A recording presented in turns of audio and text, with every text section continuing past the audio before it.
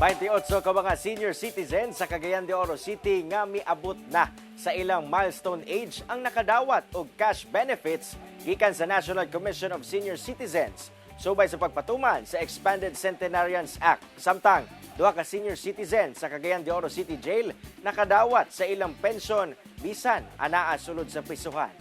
Ani ang report. Adlong Huwebes, dungan nga nakadawat og 10,000 pesos cash benefits ang ana sa 28 ka mga Cagayanong senior citizen.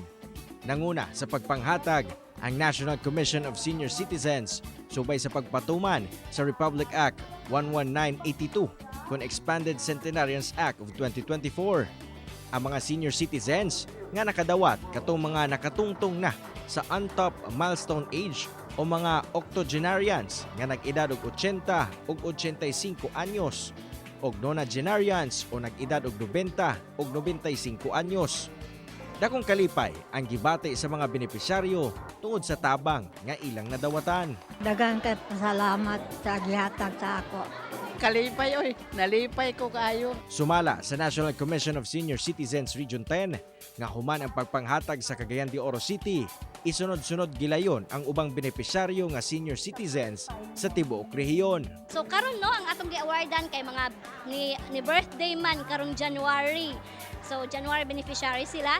Continue na ni siya according sa act. It will be done by NCSC as access nga continuous jud siya. Samtang nakadawat sab og pension claims ang ana sa duha ka mga senior citizen nga lalaking person deprived of liberty o PDL nga anaa sulod sa Cagayan de Oro City Jail Male Dormitory. Ang paghatag og pensyon gipangunahan sa Office of the Senior Citizen Affairs sa LGU uban ang kooperasyon sa BJMP. Gihimo kini aron bisan pa man nga PDL sila, mabati gyapon nila nga ana ay mga programa ang panggamhanan para kanila nga mga senior citizen. Kauban si Roland Cañas, Cyril Chavez, 1 Mindanao.